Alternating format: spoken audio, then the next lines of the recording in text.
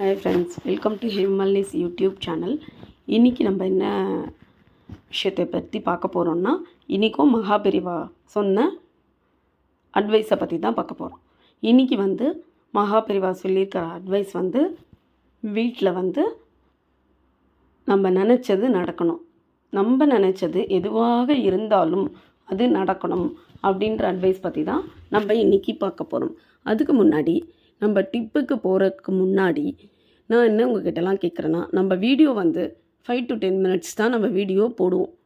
அந்த வீடியோ எல்லோரும் ஸ்கிப் பண்ணாமல் தள்ளி தள்ளி தள்ளி தள்ளி பார்க்காம வீடியோ ஃபுல்லாக பாருங்க. ஏன்னா நம்ம வீடியோ திருப்பி சொல்கிறேன், அரை மணி நேரம் 1 மணி நேரம் வீடியோ கிடையாது. நம்ம வீடியோ போடுறதுலாம் 5 to 10 minutes வீடியோ தான். அது நீங்கள் ஃபுல்லாகவே பாருங்க. ஃபுல்லாக பார்த்தா தான் எல்லாருக்கும் ஃபுல்லாக புரியும். நீங்கள் தள்ளி தள்ளி பார்த்தீங்கன்னா நடுவில் ஏதாவது விஷயம் போயிடுத்துன்னா அது பிரயோஜனமே இல்லாமல் போய்டும். இவ்வளோ தானே, இது என்ன எல்லாரும் சொன்னதான் இவாளும் சொல்கிறா அப்படின்ற மாதிரி போயிடும். அதனால் நான் கேட்டுக்கிறது என்னென்னா, வீடியோவை ஃபுல்லாக பாருங்க, ஓகேவா? ஃபுல்லாக பார்த்துட்டு லைக் பண்ணுங்க, ஷேர் பண்ணுங்க, சப்ஸ்கிரைப் பண்ணுங்க, உங்கள் ஃப்ரெண்ட்ஸ்க்கெலாம் ஷேர் பண்ணுங்க. ஏன்னா நான் ஒரு கண்டென்ட்டு சொல்கிறேன்னா நிஜமாக சொல்கிறேன், அதை ஒரு 1 வீக்காக நான் சர்ச் பண்ணி நான் ஆற்றுல பண்ணி, அதுக்கு முன்னாடியே நான் ஆற்றுல பண்ணி அது எனக்கு கரெக்டாக இருக்கா அப்படின்றத செக் பண்ணி மட்டும்தான் நம்மளோட யூடியூப் மக்களுக்கும் சொல்லுவேன், மற்றவாளுக்கும் சொல்லுவேன். சும்மா நம்ம எடுத்தோம், நம்மளுக்கு லைக் வரணும், ஷேர் வரணும், சப்ஸ்கிரைப் வரணும், இந்த மாதிரி நான் பண்ணறது கிடையாது. தயவு செஞ்சு அதை புரிஞ்சுங்கோ. நம்ம பெரியவாளை பற்றி சொல்கிறேன்னா, பெரியவா என்னெல்லாம் சொல்லியிருக்கான்றத புக்கில் ஆகட்டும், இபுக்கில் ஆகட்டும், எல்லா இடத்துலையுமே சர்ச் பண்ணிட்டு தான் நான் சொல்லுவேன். சும்மா நானும் சொல்கிறேன் அப்படின்னு ஒரு விஷயத்தை நான் சேனலில் போட மாட்டேன். இது நிதர்சனமான உண்மை. இப்போ நம்ம வீடியோக்குள்ளே போகலாமா? ஓகே. இப்போது பெரியவாளை பற்றி சொல்லணும்னா, பெரியவா கிட்ட ஆசீர்வாதம் வாங்கிறதுக்கு வரவாளை விட கஷ்டத்துக்கு பரிகாரம் கேட்குறவா தான் ஜாஸ்தி. நான் யார் கஷ்டம் இல்லாமல் இருக்கா? யார் கஷ்டம் இல்லாமல், டிப்ரெஷன் இல்லாமல், மன அழுத்தம் இல்லாமல், எது இல்லாமல் யார் இருக்கா? வீட்டில் சண்டை சச்சரவு, வேலையில் சந்தோஷம் இல்லை, ஏதோ ஒரு பிரச்சனை இல்லாமல் யாராவது இருக்காளா?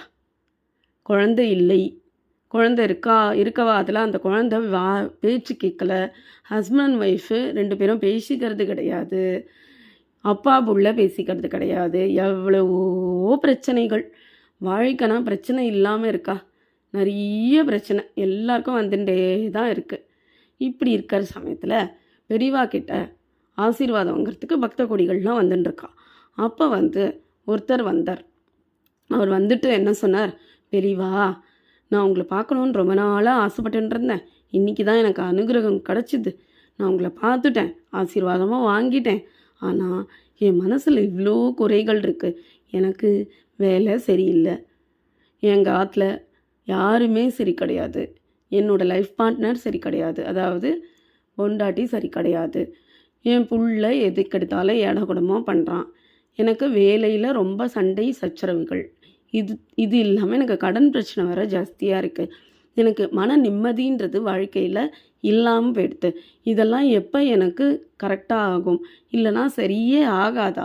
நான் இப்படியே இருந்தோம் நம்ம வாழ்க்கை ஃபுல்லாக அப்படின்ட்டு பெரியவா கிட்ட கேட்குறா.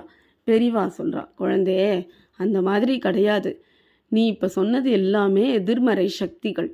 நீ எப்பயுமே எதிர்மறை சக்தியோடையே பேசின்னு இருக்க, அதோடையே வாழ்க்கை நடந்துட்டுருக்க. எனக்கு நெகட்டிவாக தான் நடக்கிறது அப்படின்ட்டு நீ பேசிகிட்டே இருக்க. மற்றவாக்கிட்ட சொல்கிறதும் அதுதான் நீ சொல்கிற. தயவு செஞ்சு நீ எதிர்மறையாக பேசுகிறத நிறுத்திக்கோ. உனக்கு நடக்கிறது தான், நான் இல்லைன்னு சொல்லலை. எதிர்மறையாக பேசுகிறத நிறுத்திக்கோ. ஃபஸ்ட்டு பாசிட்டிவாக பேசுகிறதுக்கு கற்றுக்கோ. நேர்மறை எண்ணம், எதிர்மறை எண்ணம்னு நிறைய இருக்குது. நேர்மறையாக பேசுகிறதுக்கு கற்றுக்கோ. நீ பேசினாதான் அது வைப்ஸாக மாதிரி நல்ல ஆற்றலைகளாக மாறி உன்னை சுற்றி வரும். நீ எதிர்மறையாக பேசினா அதுதான் உன்னை சுற்றி வரும். நம்ம எண்ணம் போல் வாழ்க்கைன்னு ஏன் சொல்கிறா? நம்ம எண்ணங்கள், சிந்தனைகள், செயல்கள் யார் ஒருவர் நேர்மறையாக செய்கிறார்களோ அவருக்குத்தான் அந்த எண்ணங்கள் நன்மையாக அமையும். அப்படி இல்லை என்றால், தீமையே நினச்சின்றிருந்தால் அந்த எண்ணம் போல் வாழ்க்கைன்ற மாதிரி அது நம்மளுக்கு தீமைகள் மட்டுமே கொண்டு வந்து சேர்க்கும். நீ வந்து அப்படியே மூழ்கிட்ட எதிர்மறை சக்திகளோடையே நீ ட்ராவல் பண்ணின்னு இருக்க. ஸோ அந்த மாதிரி பண்ணாத. ஸோ இப்போ வந்து நீ என்ன பண்ணணும்னா, டெய்லி காலம்பரை எழுந்துக்கோ. நீ குளிக்க கூட வேண்டாம். நீ காலம்பரை எழுந்துண்டோ நீ வந்து சுவாமி முன்னாடி உக்காண்டுக்கோ, இல்லை கிழக்கு திசையை பார்த்து உக்காண்டுக்கோ. உனக்கு எது சௌகரியமோ அதை பண்ணும். உக்காண்டோ 2 கையிலையும் உப்பு எடுத்துக்கோ.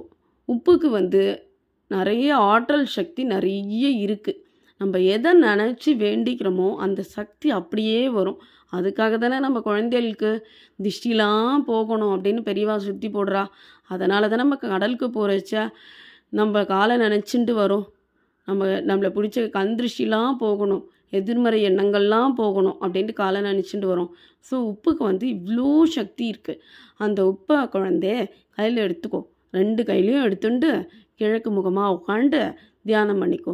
எனக்கு நல்லதாகவே நடக்கிறது, எனக்கு ஆஃபீஸில் நல்ல ப்ரமோஷன் கிடச்சிடுத்தோ, எனக்கு வேலை கிடச்சிடுத்தோ, வேலை இல்லாதவாளுக்கு வேலை கிடச்சிடுத்தோ, எனக்கு குழந்தை பிறந்துடுத்தோ, நாங்கள் ஹஸ்பண்ட் அண்ட் ஒய்ஃப் நன்னா பேசிக்கிறோம், சந்தோஷமாக இருக்கோம் வாழ்க்கையில். அப்பா புள்ள சண்டை இருந்தாலும் அப்பா வேண்டிக்கலாம், புள்ள வேண்டிக்கலாம், யாரோ ஒருத்தர் நம்பிக்கை இருக்கவா பண்ணுங்கோ. வேண்டிண்டோ நம்ம நல்லா இருக்கோம் அப்படின்றத பண்ணலாம். அப்படி பண்ணிகிட்டே வா. டெய்லி நித்தியம் தவறாமல் பண்ணிகிட்டே வா. கொஞ்ச நாட்கள்லையே உனக்கு அதோட பலன் கிடச்சிரும் அப்படின்றத பெரியவா சொல்கிறா.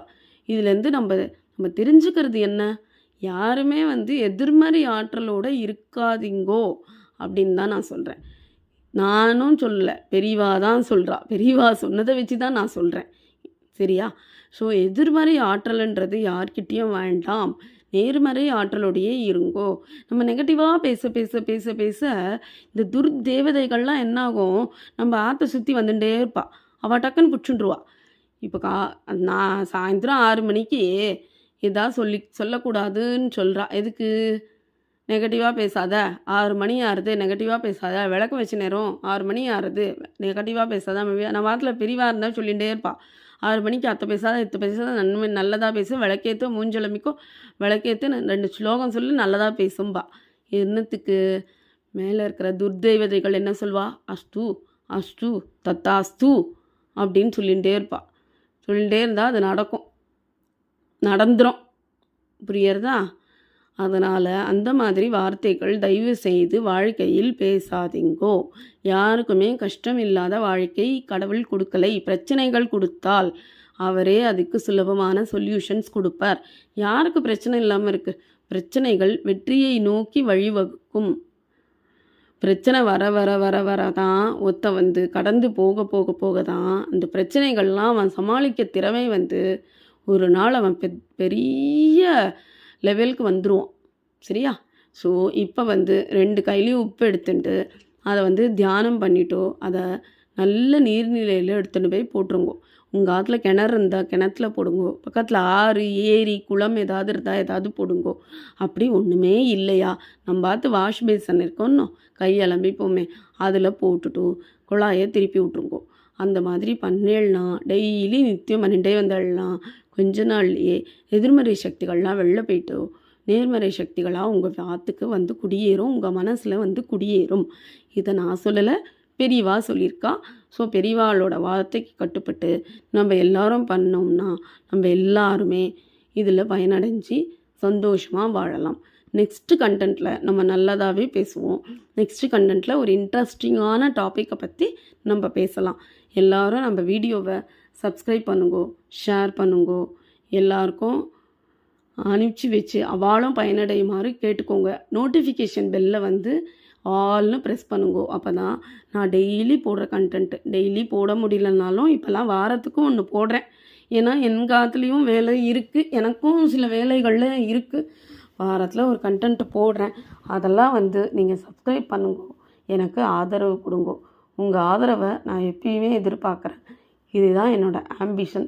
திருப்பி திருப்பி நான் சொல்கிறேன், மற்றவாளுக்கு உபகாரம் பண்ணலனாலும் பரவாயில்ல, உபதிரம் பண்ணக்கூடாது. Okay friends, by from Hema. Next வீடியோவில் சந்திப்போம். பாய்.